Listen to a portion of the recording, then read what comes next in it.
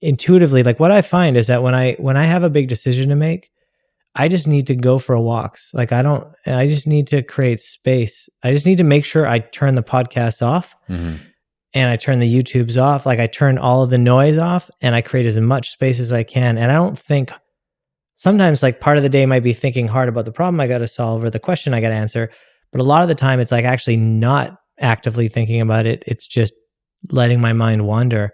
And what I find is that like we have so much knowledge sitting there just waiting to be tapped into, so much wisdom just in our bodies that you just tap into it. And then when you need to go and do that decision or make that thing or execute and you've processed it, it just comes out. It just happens. And you know intuitively, like, I guess a lot of times I feel like people are racking their brains over decisions that are really actually very simple.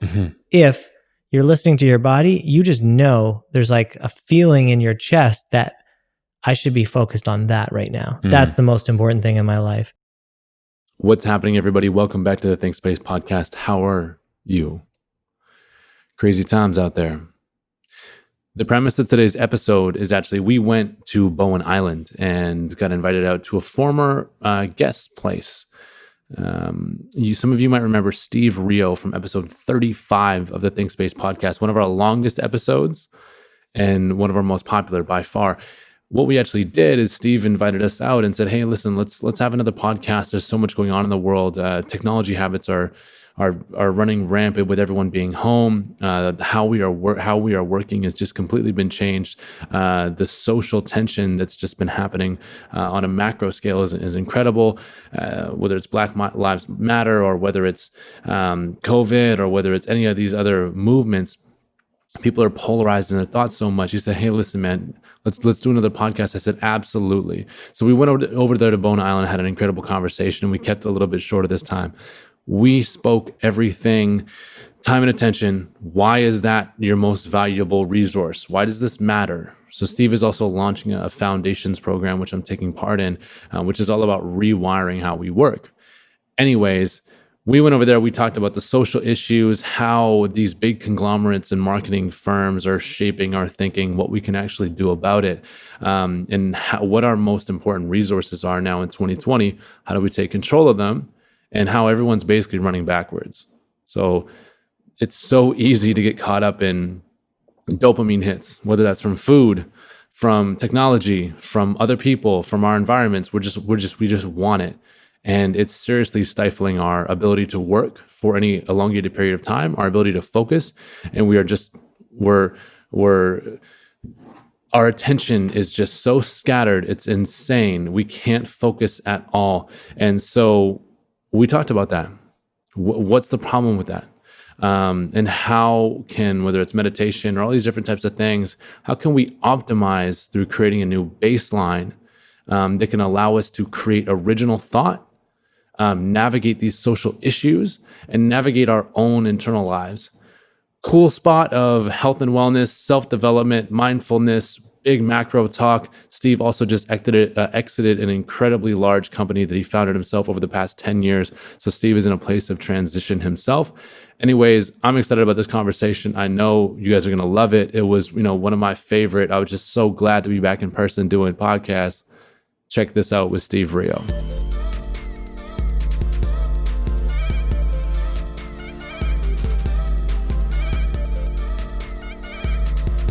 Steve, set the scene for us. I think it would be an injustice for us to start without the scene being set for those that are not watching on video. Where are we? What are we doing? What's the scene? Paint it for me. We're hanging out on Bowen Island. We're living. You got a little taste of the morning of Rio. I probably got a full mouth of blackberries. Yeah. Incredible sauces, home cooked meals, and stupid hot cedar sauna in my nostrils, which I can still smell right now. Yeah, I appreciate you coming over early, getting the hike in. I needed the exercise, so it's good. Very good, very good, very good. You are in a very interesting spot. So for those that have tuned into previous episodes or new to the Now podcast, you are a person that used to spend a ton of time in the city, used to split his life between Brooklyn and Bowen, and are now in this incredible sanctuary that we call Love Story Farm. Mm-hmm. And are in this place now that seems like a place of transition and a place of change, and but yet it seems so calm around here. Like it doesn't seem like, from knowing you, having our conversations, the transition from Bright Web and now into nature of work and everything you're doing in the psychedelic space, seems like there's this avalanche of change. You come, you sit down, you have food, and you're like, nothing is changing here. Seems very at peace. How have you continued to have such harmony through this selling a business and COVID and transitioning your life and all of this, while for some reason it just seems smooth to the touch? I think right now, like, it feels like one of my main priorities to focus on my level of peace, and whereas it used to be something I might try and figure out in between other stuff, it feels like it's sort of been flipped around, where peace is the foundation of everything else. And the quality of my life and relationships and health and mental wellness and lifestyle and all those components like that, that's primary now. And then just figuring out how to balance that with all the things I'm trying to do, in terms of nature of work and new things starting up. So, but I think there's been a big flip around that over the last few years, probably 4 or 5 years. And then really in the last 2 years, a major part of that shift has happened, And it's not always peaceful. Like, we got a lot going on. We're renovating our property here. So part of the scene here is lots of renovations and people working on stuff and me doing stuff and my wife doing things. And so some chaos around that. New businesses starting up from scratch, lots of learning and thinking and spinning. But yeah, at the root of it is a lot of peace. And I think a big part of that is daily grounding, daily practice. It's funny, I talk to a lot of people about resilience these days. And I think for a lot of people, they feel like it's some big thing that you achieve, but resilience and feeling peaceful is actually just little tiny actions every day, this, little tiny repetitive things that you do every day that build resilience over time. And so for me, my meditation practice being really strong, my relationship being really strong with my wife, sleep, self-care, healthy food, all that kind of stuff. In the introductory course, or in the introductory module of Nature of Work, there's you talk about willpower, and you talk about the conscious, the subconscious brain, and how we actually don't operate in our prefrontal cortex, our conscious brain, that much, and that's what actually uses up all of our willpower, right? And I forget the numbers of whatever it was, but most of our activity is our subconscious brain, our habits, et cetera, et cetera. And I'd agree with that. My personal way of operating has been hey, listen, willpower is limited supply. There's a limited supply of willpower, and I consider myself someone to break down walls and brute force and fuck it, I'll get it done. But the simple fact of the matter is that willpower is a limited supply every day. So how can I build the habits, the routines, the foundations, so my willpower can, number one, I don't have to use willpower when I don't have to. I don't need to make decisions early in the morning, or need to figure out, am I going to meditate? Am I not going to meditate? Am I going to exercise? Am I not going to exercise? What's my routine looking like? Where am I going to work? How am I going to work? These different types of things, which honestly, if you're anyone that works in the knowledge economy or the digital age, and especially right now during COVID, it's okay, am I going to go to the co-working spot that my company paid for? Or am I going to work from home? Or am I going to go to a cafe? Okay, I go to a cafe, and okay, now I'm sitting down, but then at the same time, okay, I got Facebook open, and then I have messages that I didn't quite finish sending, and okay, I need to send these, and now I need to order coffee, and it's too hot. Should I go to another cafe? And it just goes and goes and goes and goes and goes. And that seems like baseline for the world now.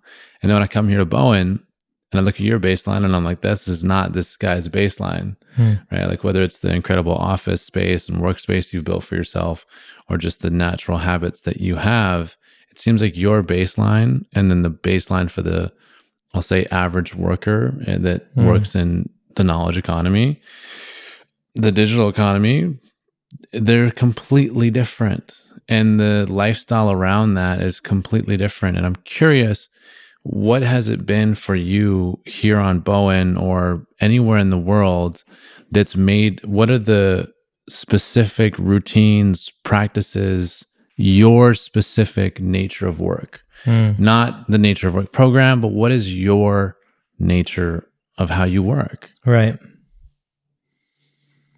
Yeah. And it's interesting too, like when you talk about willpower, being finite as well, you're someone too who's built, you can build that muscle and you can keep pushing that boundary out to how much willpower you have as well. Like, let me flip it on you. Like you are a very high willpower person. How do you maintain that level of drive to get things done and to stay focused? And then I'll answer your question, but. Well, I think spirit is a renewable energy. Yeah. That's awesome. If you have spirit, then you can always fall back on that. And I think that willpower is a fossil fuel. It's not like, I think that if we just need to reframe it a little bit. So for me, I always come back to if I clear the fucking papers, fuck it all, and I go, okay, is there baseline motivation? Is there baseline purpose here? Which if I'm living in alignment, there will be. And then it builds it back. It just builds back up. It just builds back up. Like if I sit anywhere for a day, 2 days, 3 days, I will be revving to go. Yeah. Revving to go. And that's not the game. To me, it's not the game. I can do that anytime. I can take the time away and become full. The game to me is, well, how do I become full every night? Yeah. Every morning. I want that feeling every morning. How do I live in a way and work in a way that's sustainable? Yeah. Rather than working on this boom bust cycle. Because right now, a lot of times, and even having gone through the program and whatever, I'm still working on a boom bust cycle. Yeah. And it doesn't seem like you're working on a boom bust cycle. Yeah, I'm definitely trying to not go there anymore because I definitely did that for a long time, right? Yeah. Like, I think realizing that it's not sustainable to just drive until like the wheels fall off and you need to just rebuild completely, and how often I would do that. So I think in terms of my nature of work now, and the way I think about it, I think what the program is actually all about at its root is trying to get people into a place where they are like, where you can be aware of your energy and more aware of your body and how you're feeling and your mood and things like the whole reason we didn't build an app, for instance, is I think if you're spending too much time with tracking apps, then you're not spending enough time listening to your body. So I think for me, the big shift for me over the last couple of years has been much like a lot more listening to the body, a lot more groundedness, like meditation every morning. Like that for me is huge. I do 30 minutes every day. And if I can't do 30 minutes, then I try to do something every day so that I don't break the cycle. Right. That's been really big for me. Having a really clear morning routine is just so critical for me in terms of setting priorities and being focused. And then really listening to my energy cycle throughout the day when I'm working. And so I'll always get a few like focus block sort of periods in the morning, but then there's like this lull for me through the middle of the day. That's just, I'm not thinking super clearly. I'm sort of drifting. So I'll often go outside and do something. I might do something in my yard. That might be when I go for a walk. I do a lot of my meetings in the early afternoon and they're just phone calls and I just walk, right? And like, I didn't used to do that. I used to try and power through the afternoon with a cup of coffee, try and like get it done. But I've really learned that when you're pushing, anytime you're pushing like that, you're like swimming upstream against your energy. You're burning a lot of calories you don't need to burn. And that's like, metaphorically, but like, well, probably truly. Probably physically as well. Physically too. Yeah. But like, you just feel like, I think most of the time now I'm just really trying to be in rhythm and have a sense of groundedness. And also, I guess like one of the things I feel like I've learned, or like that I think a lot about, is that we choose the speed of our experience. Like we choose how fast life feels. And we choose that by how much we, have the fire hose of the internet coming at us all the time whenever we have spare moments. We choose that by how reactive we are to our surroundings and by what we get ourselves into. So I'm really trying to choose activities and choose lifestyle like that slows life down. Like I was thinking about if you become an author, you spend a tremendous amount of time in solitude, researching, writing.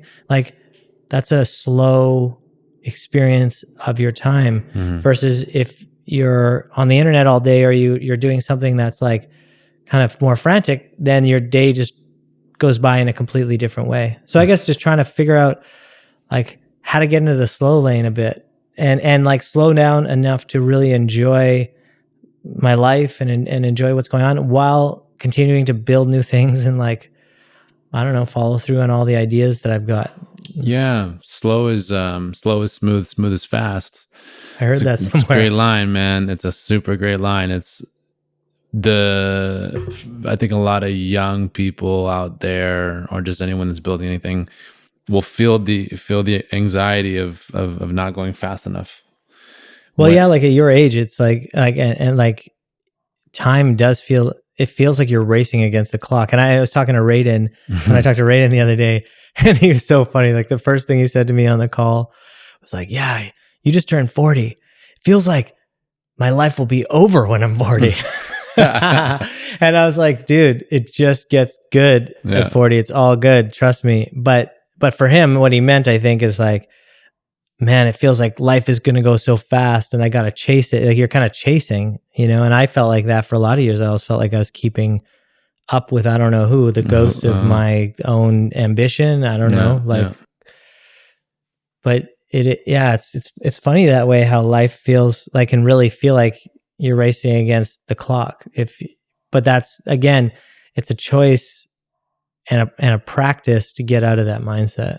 It seems like it's like a magnetic force. Yeah. Like I have a bunch of people who are like in their 30s and 40s. Yeah. And they're like, I'd ask them, they're successful business owners, hey, listen, man, like when you were 20 something, what were your regrets? And the biggest thing is always like, man, I was racing to get to 30. Yeah. And I was racing to get rich. Yeah. And those are the two biggest mistakes ever. And I'm like, Yet it's like all you can really think about in your 20s, I think, is like success on a material plane and in competition with whoever you've decided to make your competition. Even if it's yourself. Yeah. It's yourself, it's your friends, it's Mark Zuckerberg, it's like whatever, whatever it is. So that's one of the things that I've taken myself away from a ton in the past, I don't know, a year, 2 years. But I find myself continually moving back towards it like it's a fucking gravity. Yeah. Like you pull away a little bit, you become a little bit more tranquil, you understand, you drive in the slow lane a little bit, your happiness increases, your willpower increases, your level of presence increases. Mm-hmm. And then I'm like, oh, that's great. But like, oh, I just kind of want to feel the pain, the struggle a little bit, like I want to hop back in that race.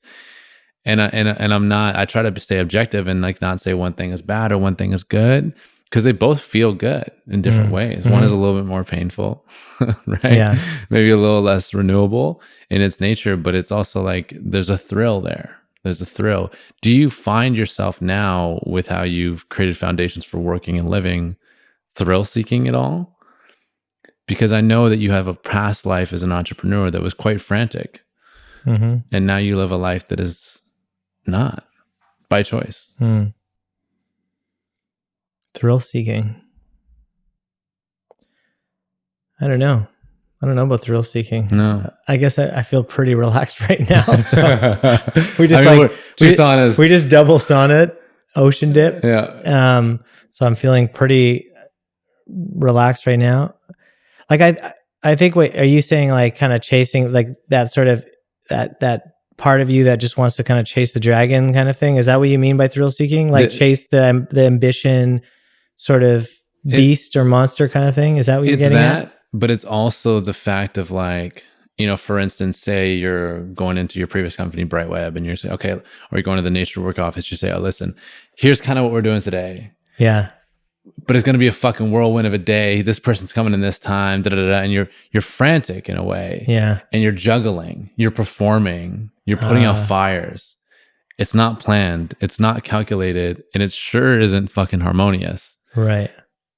You're playing with fire, right? And that's kind of what I mean by thrill seeking. You're hustling in a way that's a little bit disorganized. Yeah. I find myself taking big step backs, getting deep work done, and then being like, oh man, I just want to play with fire. Right. Right. Yeah, there's definitely a bit of a balance of that. I mean, one thing you learn through business is like, it doesn't matter how established or organized a business may ever look or feel, it never actually is that much so, like things are always chaos just under the surface. So there's every day, even with Nature of Work just launching, there's so much to learn for us. I've spent 3 years building this program, but now I've got to learn how to do all of the marketing and sales around a program that I've never done anything like that. So there's a lot of that feeling of hustle. I think the main piece is recognizing that if you're going to like jump in the swim lane or whatever you want to call it, like, and get in the sort of hustle, to maintain perspective on that, the fact that it's just a game, and always to be remembering that it's just a game. Like, this is the material plane and it's just a game, and that there's a much bigger picture here. And what that means to me, I guess, like in real terms, is enjoy it. And even if it's doesn't go the way you expected it, enjoy it anyway. And like, just keep learning from it, because that's all we're really supposed to be doing, and never to take it so seriously that you set some expectation for yourself. And if you don't hit that milestone or hit that mark, that it feels like it was a waste, or it wasn't the right thing, or you made a huge mistake or whatever, because it's like, that's when I think you're really losing the game. So I don't think there's anything wrong with hustling, as long as you're not letting your goals become so important to you that the process and the experience and the learning and the path gets kind of washed out. You know what I mean? Mm-hmm. And like, the only thing that matters is your goals. I think that's the hardest thing to separate, is like, because I think even my mom, sometimes she's like, all the meditation stuff, you're going to not have any ambition to do anything, or you're not going to want to do anything. It's like, well, no, I have tons of stuff I want to do. Like, I have a never ending list of things that I am going to do or want to do or hope to do or whatever. But it's like, you don't hold any of that too tightly so that you can actually enjoy it. Mm-hmm. And so that to me is the big separation. So being in the hustle, yeah, fun sometimes. And certain days where like a big decision is going to get made and you don't know if you're going to win a bid, and it could be crazy, and you feel frantic and you're sweating because you're just nervous. And like, that's just part of life, right? But you can do all that without it feeling existential and without it ruining, how your weekend goes after that, right? I think a lot of people like look at you or look at other people in your space and be like, yeah, great, but like I can't be like Steve. I can't go get the house on the island in the tranquil sanctuary, or I can't. I know a lot of people that are bordering on getting in the self-development space, or like, I don't want to, nor do I need to self-identify as this person that like will continuously meditate and continuously have these foundations programs and talk about it and I don't want to gain the identity of this, but I still want the benefits of it, right? And I think there's a little bit of a misconception where it's like, you don't have to go into programs because we live in the social media age, right? You don't have to go into programs and become the program. Go into companies, become the company. Like, one of the things I've admired about you is your fluidness. Like you just exited a massive business that you built over the 10 years. And your identity was not wrapped to that. Whether it's the psychedelic space or now with nature of work, it's a part and it's a tool. Like it seems like these things are just tools. And that's it's one of the things I've picked up about you that it seemed a little bit different is you're taking these different skills and putting them in your toolbox versus what I see a lot of people do out there in the world is going, okay, this is a tool. I am now it. Or like build your whole identity around everything is what you do around that. Yeah. Right. And I think that's like pretty limiting. Well, yeah, I also just, it feels like I always listen to, like, I've listened to lots of Ram Dass talks and things like that. And Ram Dass always like joked, like the goal is to become nobody, like that.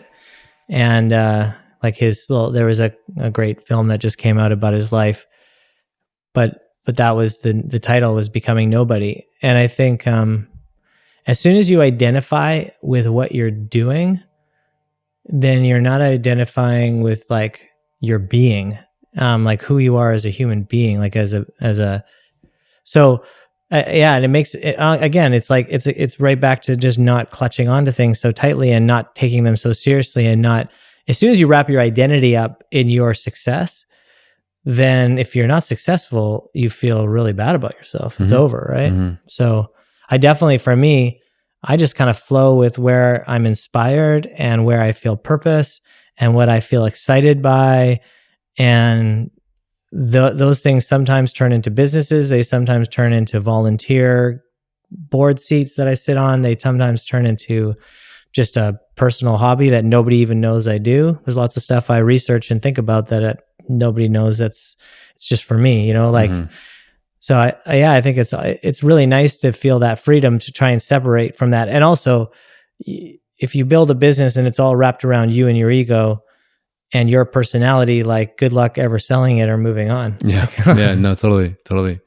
I wanted to ask you, because something I struggle with personally is, as you say these things, like I go where I flow where I'm passionate, and I do what I feel like, and I jibe and I flow, and if the energy's not there, I don't do it. And if it's not adding to my life, I don't do it. Cool. But like, how the hell do you prioritize things? Like I'm sure you have a huge list of stuff to do, whether that's with the companies, whether that's stuff going on here. How do you figure out the level of importance and what gets tackled next? Because a common thing I hear with entrepreneurs is they get caught up in what the most urgent thing is versus what the most important thing is. And I can regurgitate that sentence, but I find a very hard time to prioritize things and have a clear thinking around things based on importance, not urgence. How do you do that? You meditate. Like Steve's got a common answer here. Yeah. I'm going to answer a lot of the questions the same. But no, honestly, again, if you have a lifestyle that you don't make any space throughout your day for grounding and for thinking and for processing. So what you were saying right at the start of the podcast about the subconscious and conscious brain that we explained at the beginning of the program, 95% of the information that we take in goes into our subconscious. Very little of it is in our prefrontal cortex, like in our conscious experience of taking that information in. So, and our subconscious then needs to put that information together. It needs to process it into ideas, into thoughts, into things like that, right? Like and if we don't create any space for that, then basically, like, it's very hard to prioritize. It's very hard to know intuitively. Like, what I find is that when I have a big decision to make, I just need to go for walks. Like, I just need to create space. I just need to make sure I turn the podcast off and I turn the YouTubes off. Like, I turn all of the noise off and I create as much space as I can. And I don't think, sometimes like part of the day might be thinking hard about the problem I got to solve or the question I got to answer. But a lot of the time it's like actually not actively thinking about it. It's just letting my mind wander. And what I find is that, like, we have so much knowledge sitting there just waiting to be tapped into, so much wisdom just in our bodies that you just tap into it. And then when you need to go and do that decision or make that thing or execute and you've processed it, it just comes out. It just happens. And you know intuitively, like, I guess a lot of times I feel like people are racking their brains over decisions that are really actually very simple. If you're listening to your body, you just know there's like a feeling in your chest that I should be focused on that right now. That's the most important thing in my life. And then on a day-to-day level, I think it's just a bit more practical than that. It's more just like organize yourself, like start your day really focused, actually set out your priorities, keep track of them, and like just like actually prioritize by making lists, and then by actually looking at that every morning. Instead of looking at email first thing in the morning, look at your priority list first thing in the morning and say, what are the 2-3 things that need to happen today to move my life forward or move my project forward or move my company forward or whatever, to actually just do that. Like that's the very practical thing. And then the bigger picture is what I just talked about. It's like creating the space to be internalizing and processing and getting into your body, so that when you need to make those bigger decisions or know which way to flow or go, or like what to get into and what not to get into. Like what's so interesting is I've had all of these really cool opportunities come at me since my network started hearing that I was going to be exiting Brightweb. And I like, you know, I just would have like really interesting people arrive at kind of on my email or my doorstep kind of being, hey, Steve, do you want to get involved in this? And my ego is like, yeah, man, this is such a cool person. I can't believe they're asking me to be involved in this thing with them. Yes, I do. I want to be but ultimately, as soon as I had to process that and be like, no, that's not aligned with what I'm doing. And when there's some of these projects or big money projects or, you know, and that's when the decision making starts to get hard if you're stuck in your brain and you're not getting into your body. Yeah, it's so tragic because we're a population that's doesn't allow the space for that, or is frankly just distracted constantly. I mean, we have there's a I don't know multi-billion trillion dollar industry of distraction that's just hijacking us constantly, and why even someone like myself who's very conscious of it still is looped up and fails to create space. And in turn, you know, I feel we all do, man. That's super tough. Like it's the dopamine is real, man. The dopamine is real. And I can talk about this like I'm a like monk of the internet or something, but like that's not true at all. Like we're facing the most intense battle with the most addictive things ever built, and they're in our pockets, and like it's crazy. And then you're on your computer, and like the amount, like how easy is it to flip it to a new tab and go to your drug of choice to distract yourself, because your brain is just dying for you to do that. And like it takes training, and like that's what Nature of Work, the program, is all about, is about training your brain to be able to like master your time and attention. However, it's an ongoing, lifelong thing. And I have weeks and months that are fantastic, and I have weeks and months that things unravel and I have to start back and rebuild, you know, because these are strong beasts out there. Yeah, which is exactly why I'm doing the program a third time. Yeah. Because no, it is. It's a lifelong practice. Like anything, like meditation. You don't do a 6-week meditation course and then you're done meditating. No. Or anything that's going to give you true value in time. It's something that becomes a repetitive and constant part of your life. It's foundations, man. It's blueprint, where it's just like, okay, well, listen, okay, I put these beams down. I poured this concrete here. This was good. This stuff over here was kind of wooden and it actually rotted and was kind of bullshit, and I didn't stick with it. Okay, cool. Let's double back, and then let's put some sealant on it so that actually stays. And then let's build on top of it from there. And it feels like every time you go back, every time you add to a practice, it's just like, okay, you put another rock there, you put another brick there. It's just like, okay, cool. But of course, my little anxiety monkey brain is like, fuck, why is it not built? How is it not built? That's the crazy too, man. Like when I first moved to this property, I feel like my whole mentality was, I'm going to do what I now know is like a 10-year project, which I call it that, all the time. Yeah. I thought I was going to be able to do all that in a year or something. And I became like a nervous wreck about thinking I was going to get all of this construction and renos and get this whole property spun up and perfect. And I was such a miserable person to be around for that for a few months until I finally was like, I think actually my wife probably said to me, like, she's like, this is not going to happen like that. Yeah. Just relax, like slow down. And I had to totally reset. And so these things come in waves where you get really in the zone and then you fall out of the zone.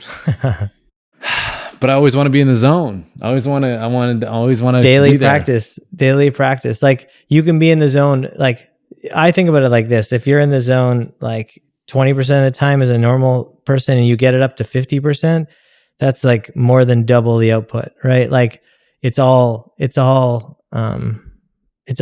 positive as long as you're focused on it. And so many people aren't focused on it at all. So it's easy.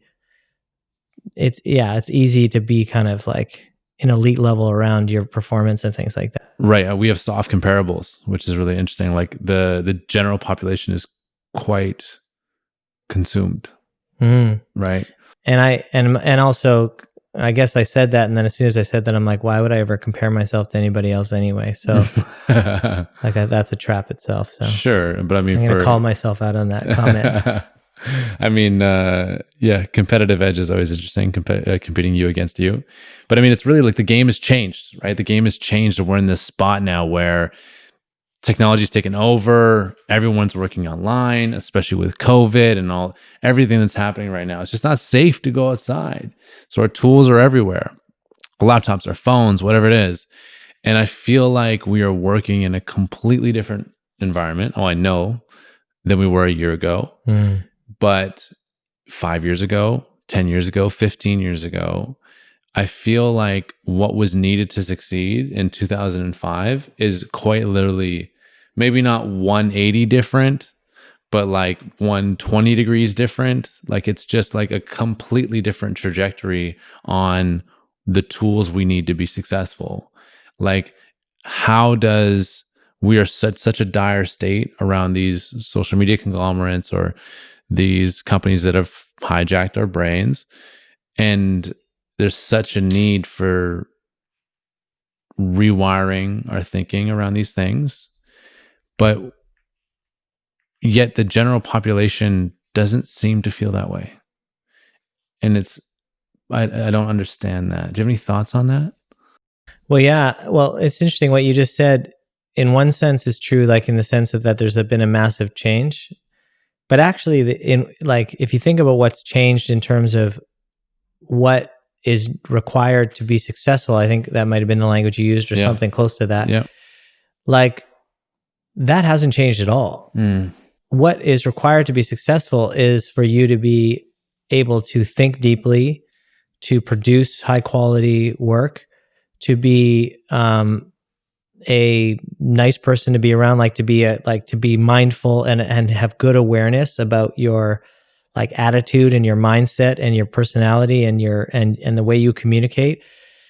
Like those things have just always been the keys to success. Is like, can you think deeply? Can you get shit done? And can you be a good person? Like, right, but it feels like the keys are harder to access now. Yeah, so I think that's what's changed. Right. Like what's changed is now the distractions are just cranked to like 5,000 and it's much harder to you have to do a lot more work to cut that back and to get through those distractions and to create like the mental space and the kind of head space to deliver on those, like to be able to do those things now. Right. So is that what you mean? Yeah, absolutely. Yeah, for sure. And that, but the fundamentals of what needs to be done in terms of like working hard, producing great work, being a great person, I just feel like it's way harder to do that.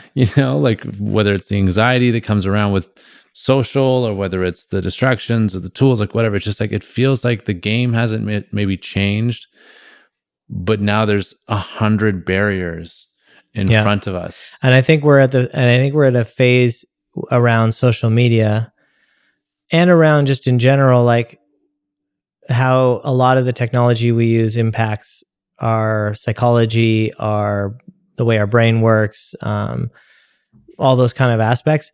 I think we're at a phase there. Like if you had to ask my parents in the 70s, why do you smoke? they would have said, well, because everybody smokes. Right. Like, that's just what you do. And like everyone was smoking, and 60s, 70s, like everybody smoked. Everybody everywhere smoked.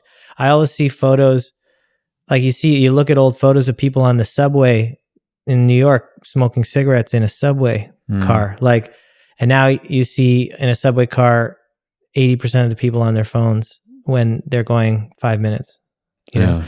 And I think we're just at the same phase of the research there's tons of research out. It's very clear that these things are like rewiring our brain, kind of infecting our social fabric, like actually breaking apart our social fabric, having a huge impact on our psychology and our emotional well-being. And yet we are, we kind of turn a blind eye to them because our brain is pretty clever. It's addicted to these things. So it's sort of like, I know that that's in the background somewhere, but I'm going to ignore it for a little longer because it's the same. Honestly, it's the same thing as if you have a serious alcohol or drug problem and you do, but at what point are you just going to decide it's now time to actually do something about it? And then you got to get over that first hump of like breaking that cycle and changing those things. The good news is that unlike smoking, unlike anything else, like or anything that you're putting in your body, it's a different type of addiction, which is good. But not to say that it's not really hard to rewire the brain in terms of how it's working, and it has to be like at the front of your mind as one of your top priorities. Like, to me, how people spend their time and attention, how I spend my time and attention, is my number one priority. It's like your very first question, or when we first started talking about peace, having a peaceful lifestyle. If that's not your primary objective, then this world is just going to run you over with unpeaceful stuff.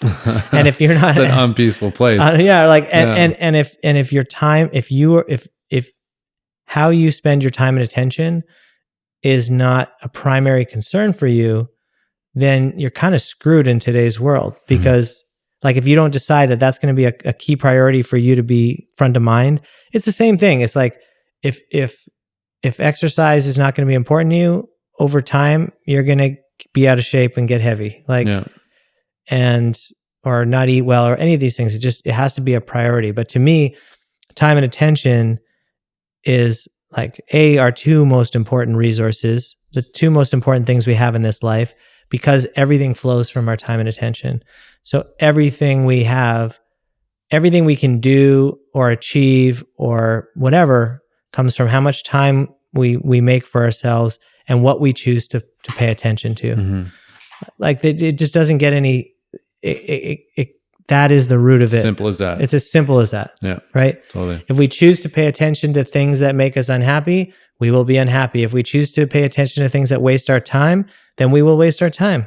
And like, so to me, it's like so fundamental that when you start focusing on that and building yourself systems to prioritize that, building habits that optimize for those things, everything else starts to fall into place. Right. You know what I mean? Like, I have time to renovate my home and launch a business, two businesses, and volunteer and go for walks and not work on weekends. Yeah. I have time for that. Yeah. We all do. Yeah. But we have to make choices. It's one of the craziest things, man, like working with you and seeing some of the people that you work with in business, be like, how the fuck? You're like, man, I'm working my ass off. We were joking earlier when we were eating. We're like, man, just wait till you have kids, then you really have no time. And it's like, I feel like I have no time right now. And look at I know, you. I said that to you guys, and you're like, oh shit. You're like, oh no, this is bad. This is bad. We're in deep waters here. And it's just like, so I think a lot of people look at you, a lot of people that listen to our first podcast will look at you and be like, well, what the fuck? Like, this. So he's got this business, that business. He's renovating his house. He's going for walks, and like. And at the same time, he's like launching a pod, and you're like, how? Like, what? I can't even eat. Why can't I just eat? I don't have time to eat. It's all choices though, right? It's all choices. And when you have kids, like, it's choices to spend time with your kids. But like, yeah, and that takes up. And when I say I don't have lots of empty time that I don't know what to do with. I just prioritize how I spend my time and attention. Yeah.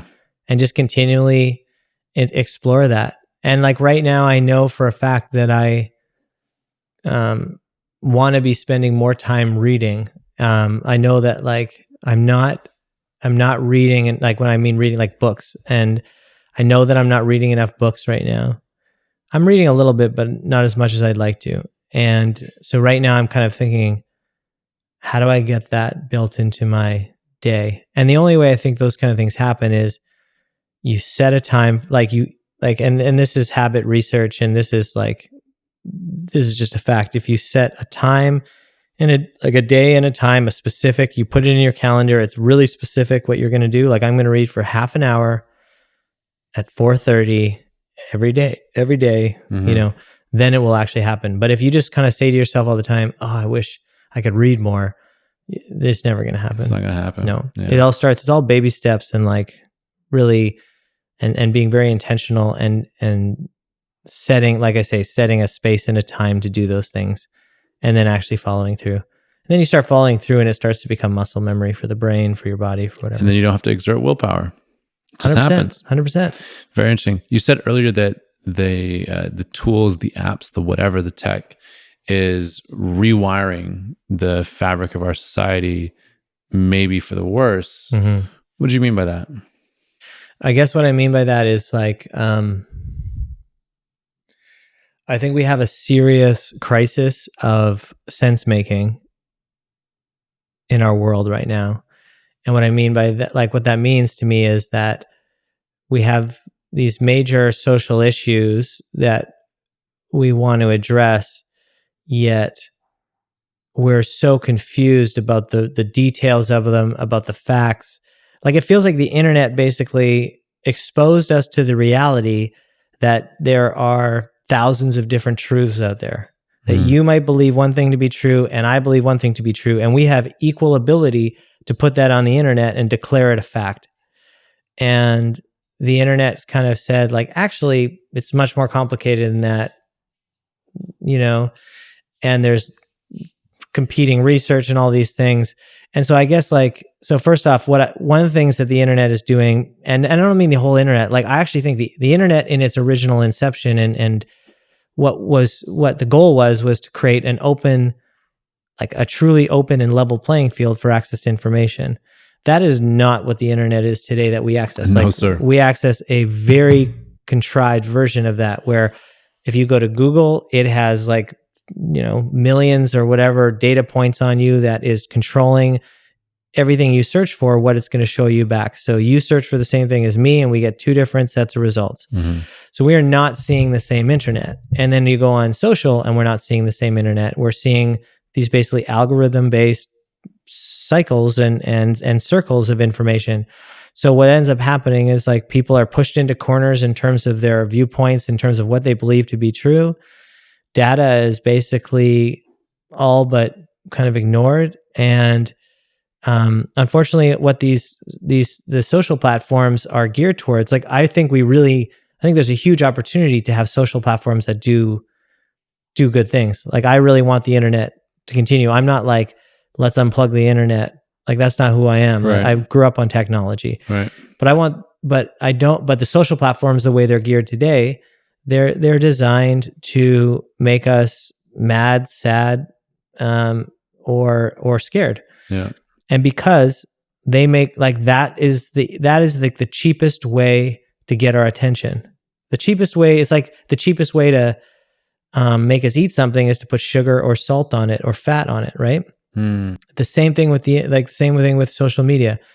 The easiest way to make us addicted and to keep our attention is to show us things that make us sad, mad, or scared.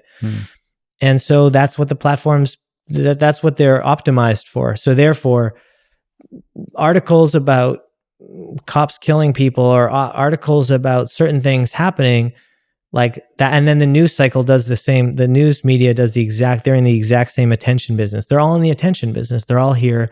And so when their goal is to keep our attention for as long as possible, that means their goal is not to show us the most accurate information or show us a well-rounded dialogue about a complex issue, right? Like basically, I was listening to uh, forget who, but this one of these an intellectual guy, a public intellectual guy, and he was saying he was on CNN talking about some massive issue, and they basically had like they stopped the interview and they said like during the commercial and said, "Listen, man, are you for or against this?" And he's like, "I'm not for or against this.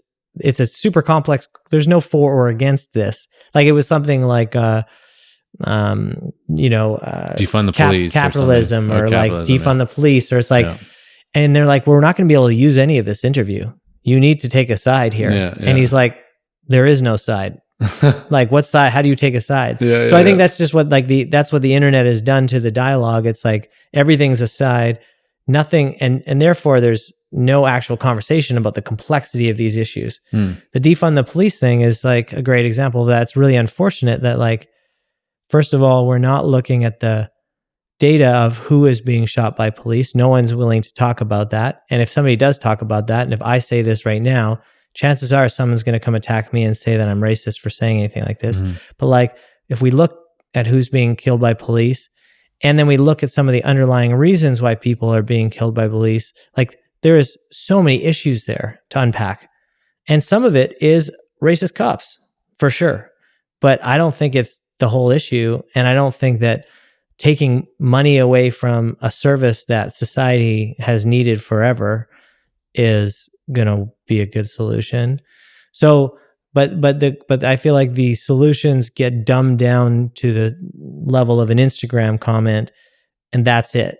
And therefore, and then you see, and then if one person that you know says that and you like that, then the internet will just show you more of that. And then sooner or later, you just think everybody thinks the same thing. I must be right. And it cements your opinion. And like, to me, that's just total insanity. And then you don't have an opinion. Your opinion's just been reinforced. Well, your by opinion an is somebody else's opinion. Yeah. You actually have an opinion, that an algorithm that doesn't actually care what you think. It just wants you to pay attention to its platform, puts you into that corner. Right. Daniel Schmachtenberger, he's like another really sharp guy that people should listen to. And he does a lot of talking about sense making. But he said this, and to me, this is like awesome advice. It's like, if you read an article, let's say you read an article about a topic, let's say about racism in America, or like that's, a super sensitive topic right now. If you read one article that says this is what's happening with race in America, and you find it very compelling, and you're like, that sounds right, I believe that. He says, go to the opposite side, like find somebody who's on the other side of that issue, and read an equally credible article on the other side of that issue, and read it seriously. And once you've read both of them, see if you understand the issue well enough to decipher which of those opinions is actually feels right. Like, do you feel like you actually know enough at the end of reading two intelligently, thoughtful debates about that?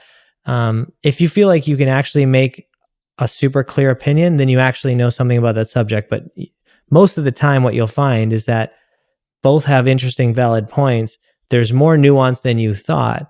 And perhaps your strongly held opinion should maybe relax a bit. Maybe you should realize that there's a much more complex thing there than you thought, and that it's fine to feel a certain way or want to, participate in the change or continue researching, but that you probably shouldn't turn to the internet and yell about whatever thing or the other thing is. Yeah.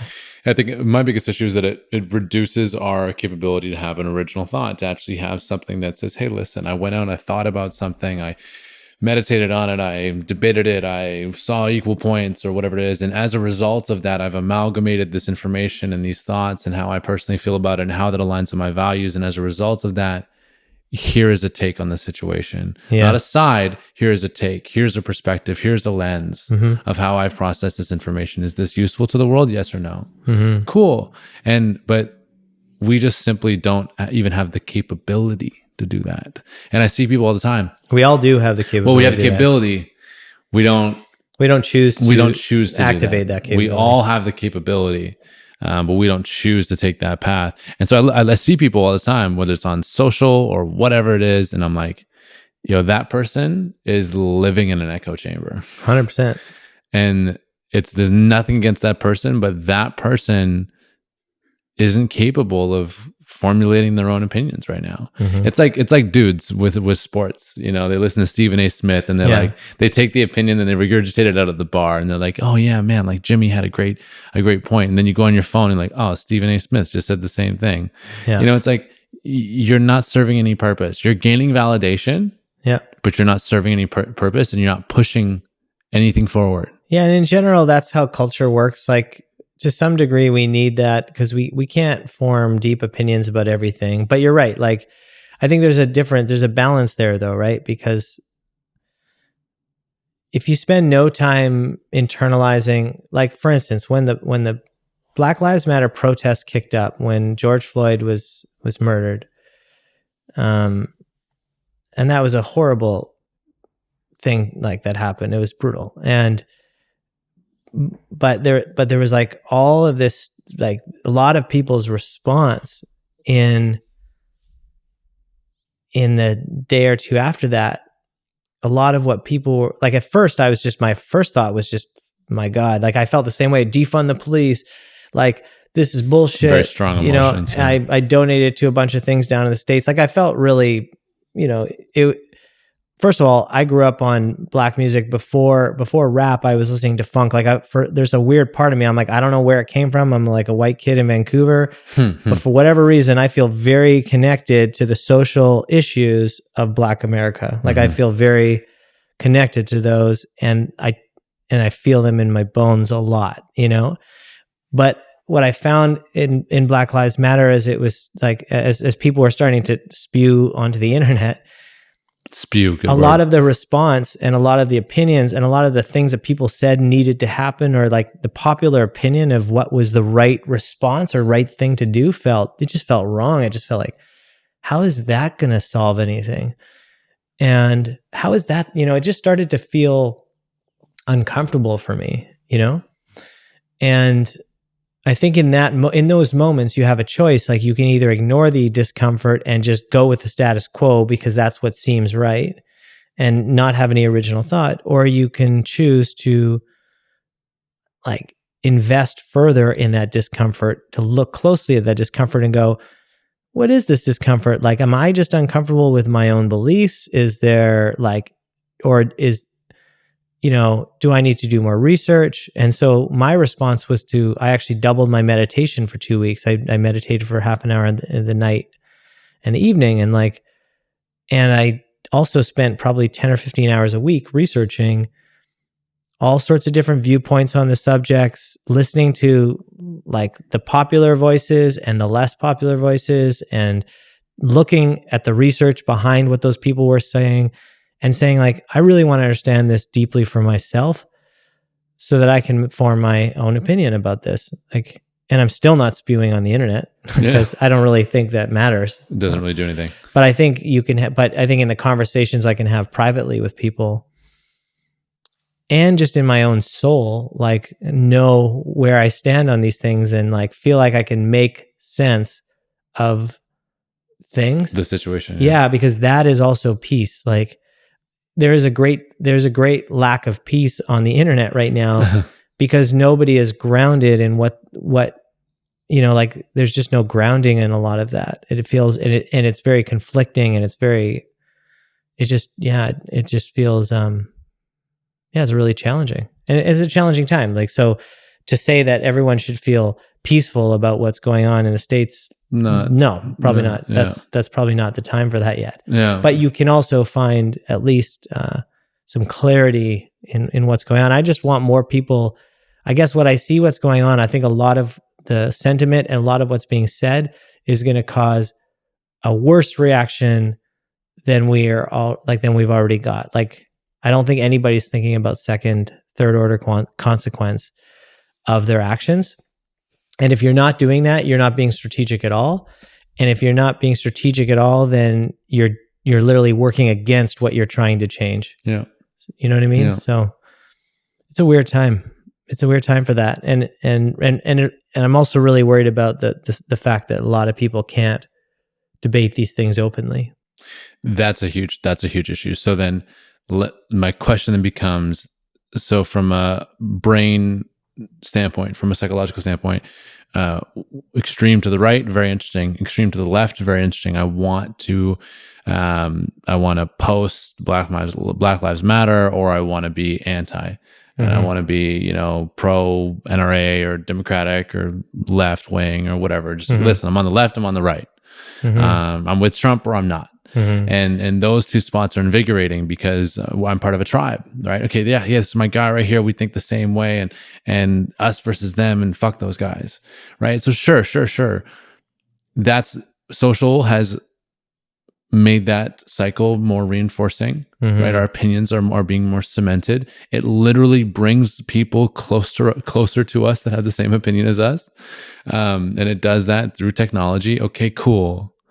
My question is how do we make the middle, the conversation, the exchange, just as rewarding from a psychological standpoint as the extremes?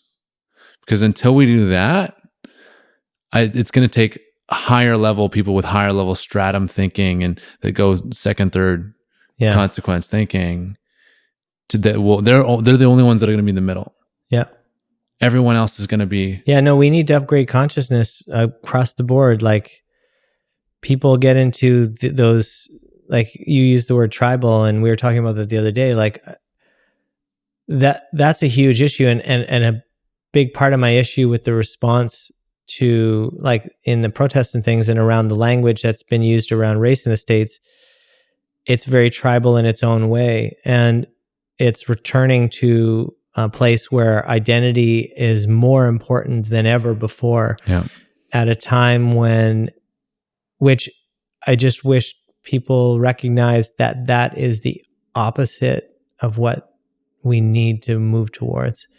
And I understand, like, it's basically the natural consequence of somebody feeling like they weren't seen or they weren't respected is to reinforce their ego and their identity and declare their identity as super important, right? So I get, like, again, these things are super complex and they go 15 layers deep. So there's no judgment and there's no blame and there's no right or wrong. And I don't know what's right or wrong. I just, think about it.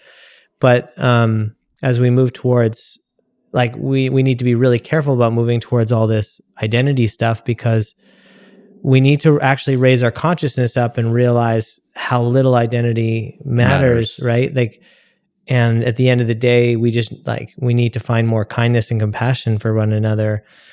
And I guess if we're not moving in that direction, we're moving in the wrong direction, probably.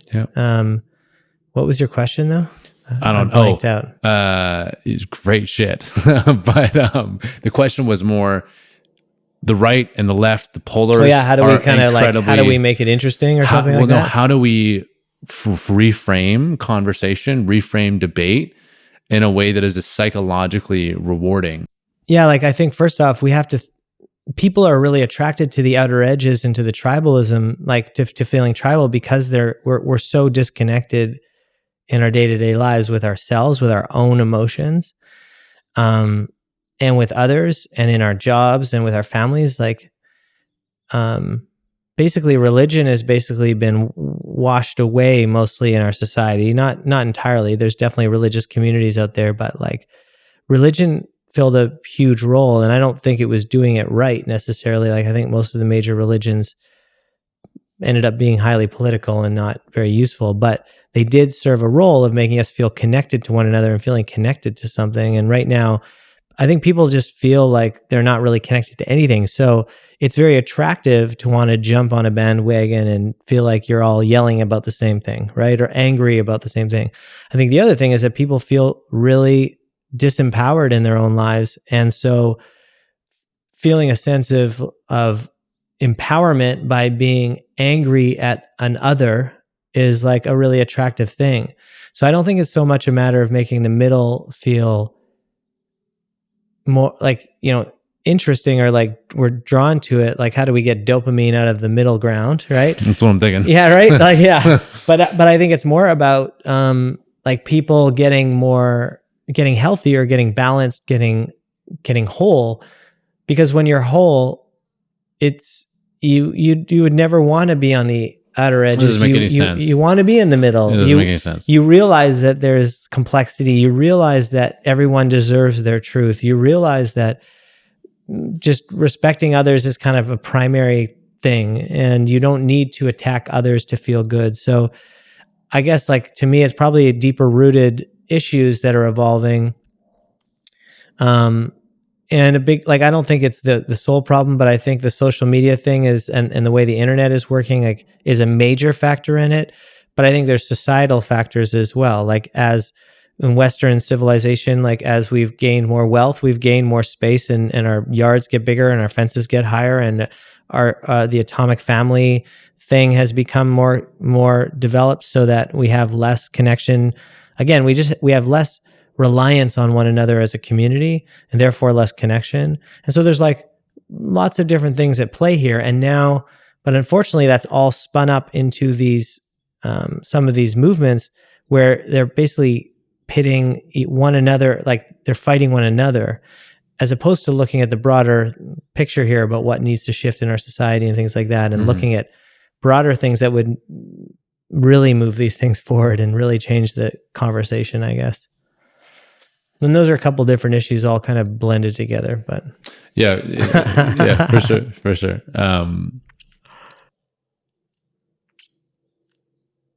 The question then becomes: is you're going to have a group of people that will think this way, that will take the discussion route on an earth level, on a world level. I don't think we're going to affect real change until we make the best route that we can conceptualize, the best route that we can agree on, the best route that we can discuss, and maybe that route changes. We're not going to get to that route unless it's the route of least resistance. On a mass population scale, how do we make simple things like a foundation for our living, a meditation practice, engaging in active discussion, putting our phones down, coming somewhere from another place and sitting and talking and having real exchanges as we did this morning, people inviting other people into their homes to actually communicate and build community, et cetera, et cetera. How do we make having that level of foundation in our lives the easiest way to go? Because right now it's not. Well, yeah, again, it's like, it's funny. I think it is the easiest way to go. It just doesn't feel that way. How do you make it feel that way? I don't know, man. I don't know. It's taken me a long time to start to learn it. Yeah. I don't know. Maybe it's like, I don't know if I have a good answer to that question, to be honest. But I do think, like, for all the insanity going on sort of the surface level of the social media and the internet, like the kind of mainstream conversation, there's a lot of really interesting dialogue and good shit happening right now. Like, consciousness is rising, and it always is. And like, if you look at in spiral dynamics, the basic idea is that we shift up these levels of consciousness, and you basically just need to hit a tipping point. You need to hit that, like, 10% of the society that hits that next level of consciousness, and then the next 15-20% comes pretty fast, right? And so for all of this stuff, like all of the reactionary kind of bullshit part of the internet, there's also really thoughtful dialogue going on. There's lots of people really deeply trying to connect back to nature, and meditation is getting bigger, and like your whole community and everything that you stand for and try and talk about, and like, you know, all of those kind of things that are going on, like stuff that Josh is doing, same, like lots of people are, like, even what Suman's just put out, her product, what's it called? Exo and Hustle. Yeah. Like, these are examples of people trying to make services, offerings, connections, community that are making things better. Right. And like, I get really encouraged, because what's super interesting is that if you go on the internet, you think there's only one thing that's okay and right to say, and that's what everybody thinks. But as soon as you go have private conversations with thoughtful people of all age groups, everyone gets that like this cancel culture shit is can't fly for too much longer. Yeah. Like, and so like, I was like, man, do 20-year-olds like just think that this is how to function? But it's like most people know that's not true. Yeah. Right. Like, and I think like everyone is starting to see that CNN and mainstream media is full of shit and that it's not really serving us real information. So these tides are shifting. They just shift slower than we'd probably would want. Right? I want it now. God damn it. Yeah, but like you gotta. I think one thing I always try and remember is whenever things are crazy in my life personally or more broadly, if you just zoom out and you go, okay, well, how does this fit into 100-year cycle? Yeah. Or 1,000-year cycle, because we've been around for hundreds of thousands of years and this is just a blip, right? So whatever's supposed to be happening here is happening. And like, as much as I wish there was a better dialogue in the mainstream about race in America, like a more intelligent conversation about that, that's fine. What the conversation that's happening is supposed to be happening. It is what it is. And my role is to contribute to it in a way that is respectful of others, is to be thoughtful, is to be listening, is to, for all of us, is like just to be moving things forward without dominating, like, and with doing that in a respectful way, Yeah, man. I totally hear you. So we got to wrap up here relatively quick. Yeah. Because I made a promise and I've broken it already. But how are we doing? Yeah, we're doing all right. We're all right. We're doing okay. Better than I thought.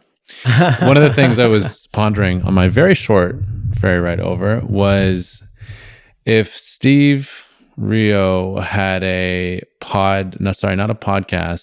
social network. Yeah. What would that social network look like? How would it function?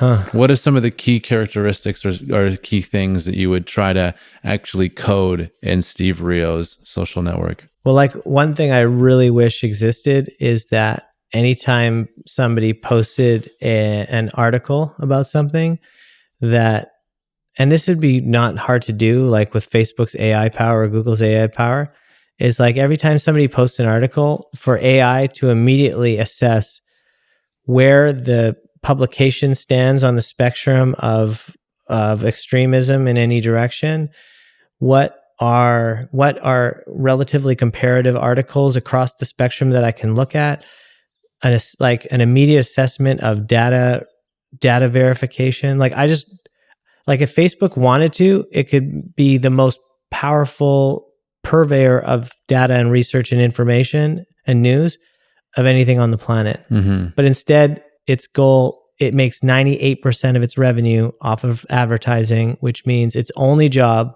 is to keep us on its platform as long as possible. Yeah. Which means if that article is full of shit, but it makes us angry, great, then that's a great article for Facebook. Yeah. So that's one thing I would love to see, is like for it to be that. I also would love to figure out, like, I was actually thinking about this for my own Instagram, is like shaving it down to the Dunbar, basically the Dunbar number, which is like about 150 people. It's basically the research that shows we can really have a reasonably meaningful relationship with only about 150 people ever max. And like that there's really five or so people in the highest level of relationship that we need, then about 15 or 20, then it kind of scales from there. But like people have tried to spin up social networks that did that, where it's like, who is your real pod? And with that pod, could you like of 150 people, and with that group, could you share more meaningful stuff? Like in my mind, something I thought about a while ago and never did anything about was like a simple social media network. And I don't know if I still believe this, but I'm just going to pull out the memory of it, and then I'll blow the cobwebs off. Yeah. But was this idea that like I would love a social network that basically I got 1 minute, like we shared 1 minute video updates with one another on a regular basis, maybe every 2 weeks or maybe even just monthly.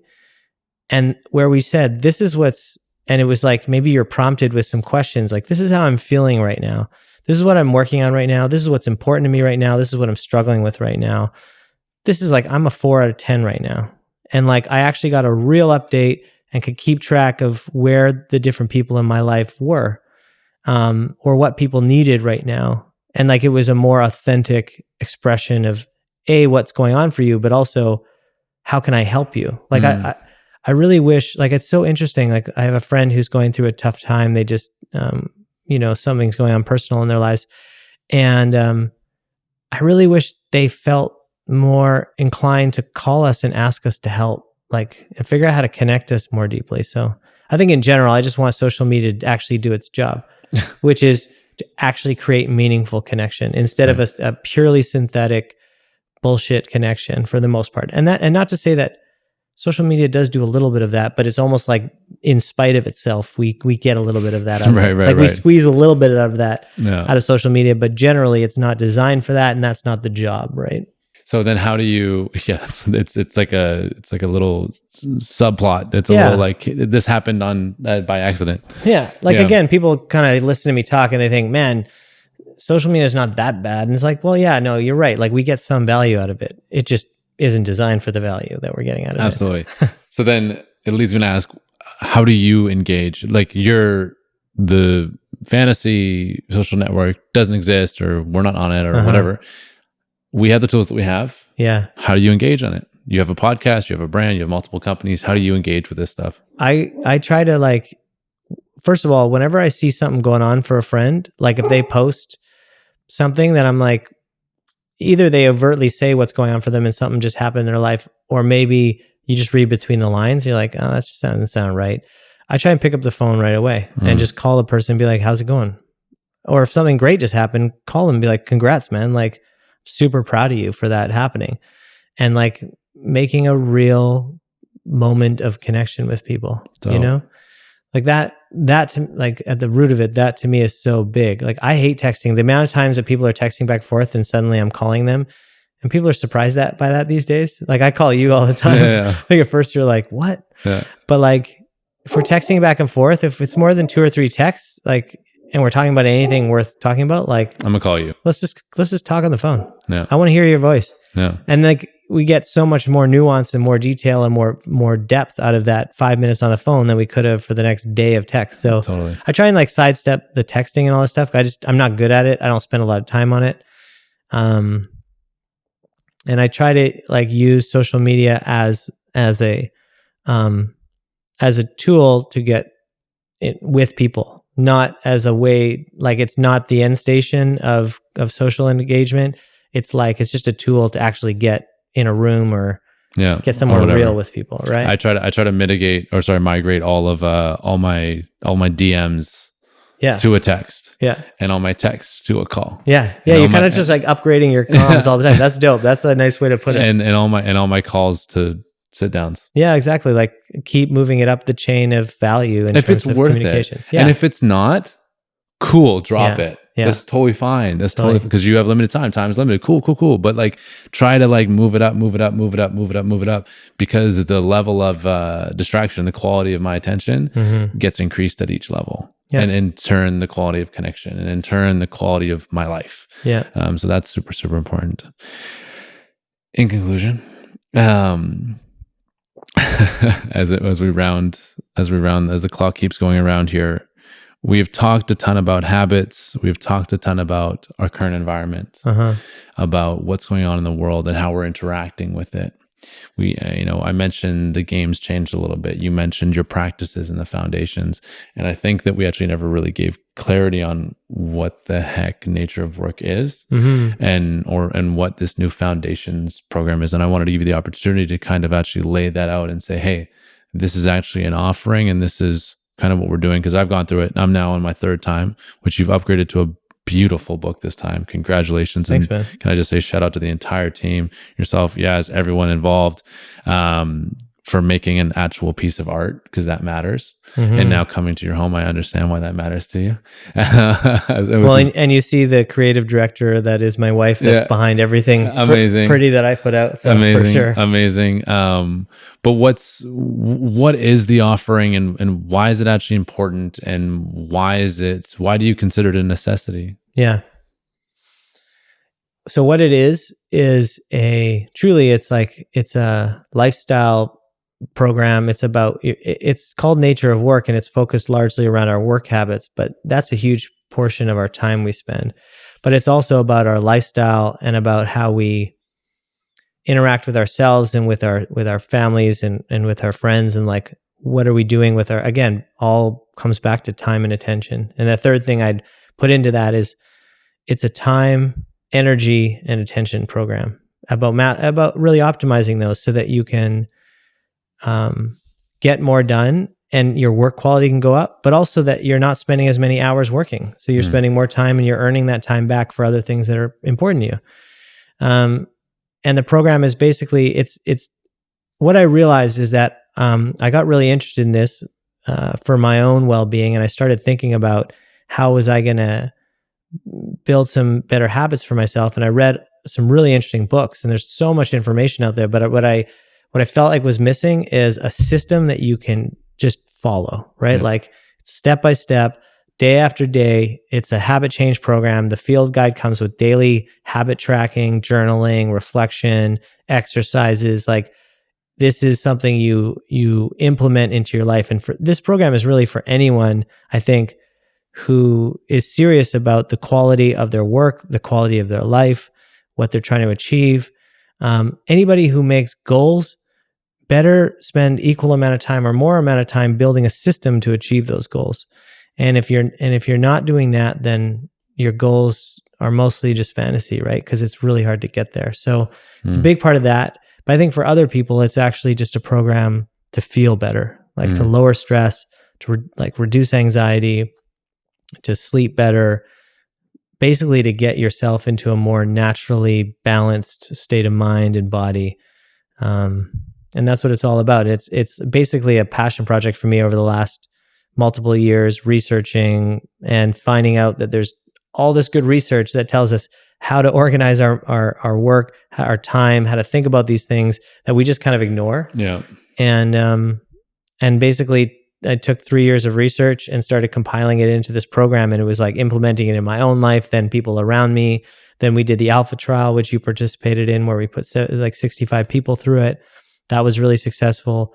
And now we're rolling this out. So to me, this is for anybody who's, I think, serious about the quality of, again, their work and the quality of their life. Mm-hmm. And if you are, then this is like, it's actually not a ton of time. It's about an hour a week, but it can make a tremendous difference in the quality of both of those things. Absolutely, man. I think it's 7 weeks to lay out a foundation that even if you pick up 30% of it is incredibly beneficial. Yeah. And we talk about it as a personal operating system. Yeah. So it's basically it's a whole bunch of ideas around ways to go about your day, ways to organize your time, ways to introduce this meditation. So there's a bunch of meditations in there. There's yoga videos. There's all sorts of stuff. But those are all part of the system that we're teaching you that you can then adopt. And we don't, to your point, like I sort of think about that as there's so much stuff there. And if people pick up a third of it, it's going to make a huge difference. Mm-hmm. Like a lot of people come back to me after they've done the program and say, man, there was that one thing that was just the game changer for me. Yeah. And that's enough, right? And then you come back a second time a little later and there's a couple other things and you kind of put it together from there. It's a qualifier, man. For me, like I don't, as we progress in this human growth experience and we level up our friends and our networks and stuff. And now it's like, I don't want to be involved with people that don't have love and compassion in their heart and have control over their time and attention. And that's now a baseline. So it's like, I need you to have these habits. It's amazing. In order for me to like move forward and build with you. Yeah. I need to know you're in control and that you're capable of love. Yeah, that's so cool. You're passionate and you work your ass off in these other things. But it's like those parts specifically are now the baseline. And if everyone's like, well, how do I become more high performance or and these different things. And it's like, man, the foundation is very, very simple. Yeah. And nootropics and stuff are cool, but like, it's just these basic practices. Yeah. Please get these down. Right. And not because you want to do it to for me or for someone else, just because like, listen, in order to be around this family that we're creating, I need you to have a quality of life that is high. Yeah. And then we can share that quality of life together. That's rad. Yeah. Is there one particular habit that came out of the Nature of Work program that Like if you have to just pick one thing, what is it? Hard to pick one. Grabbing the steering wheel at the start of every day. Yeah. Have to, fucking have to.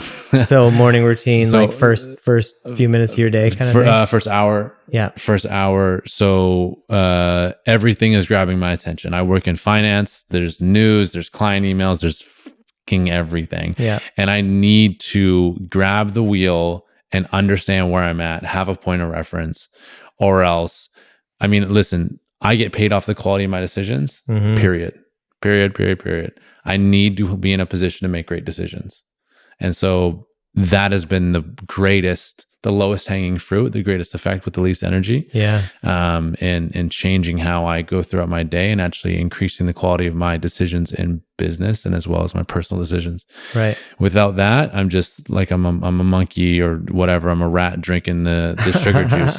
I'm just automatically on that sugar juice and I'm going. No, we all are, right? Like it's so funny. The days that I don't do my morning routine, it's like a whole different day. I don't even want to have a part in that day. And it's so interesting what you just said.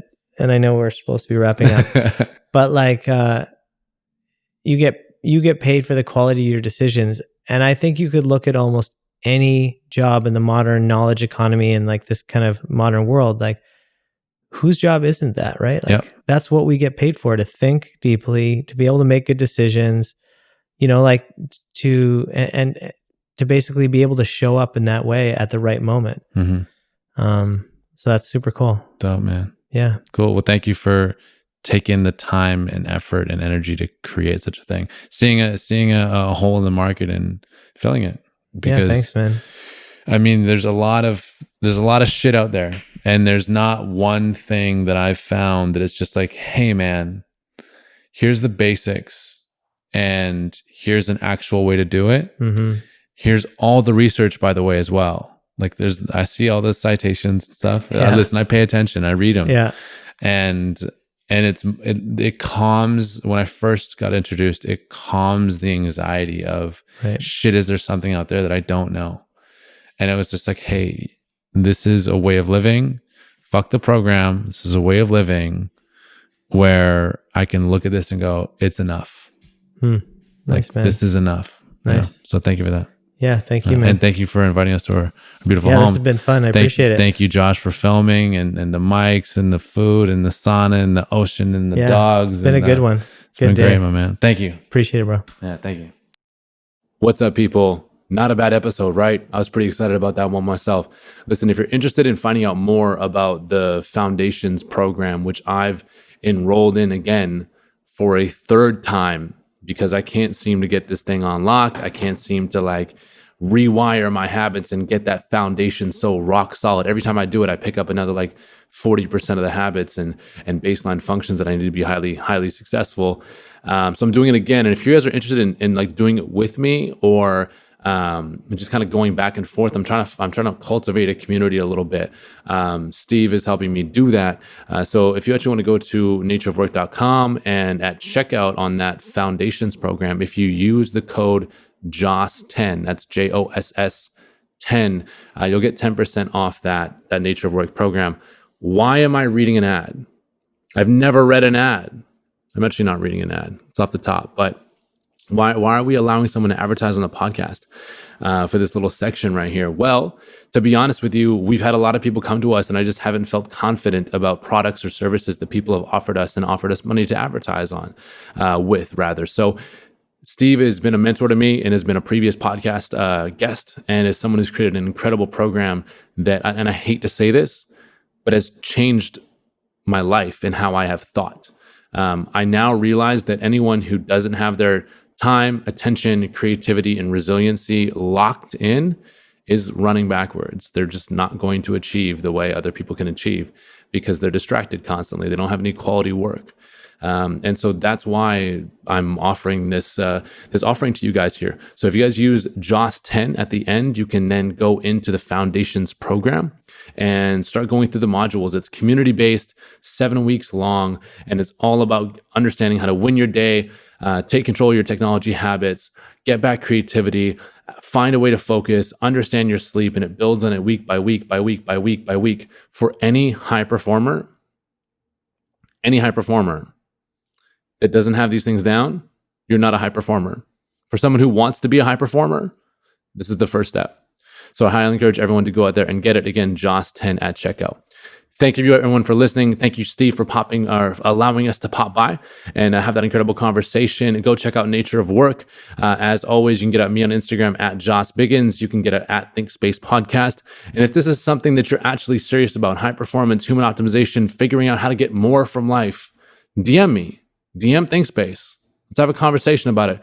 I want to thank everyone that has been messaging us. It's been a little bit of a lull for us. And for some reason, we just keep getting all these messages saying, whether it's this episode was incredibly insightful. Hey, what were you saying here? Hey, I took next steps on this one here. And it's so fucking gratifying as a host to have that level of interaction with anyone that listens. It literally means the fucking world.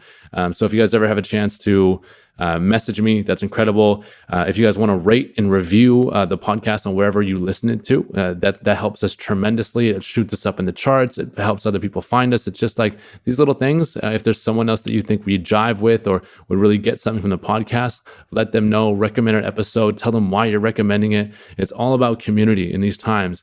We can't be high performers. We can't be happy people if we don't have a community and we don't have a tribe. And that's a lot of what this is about.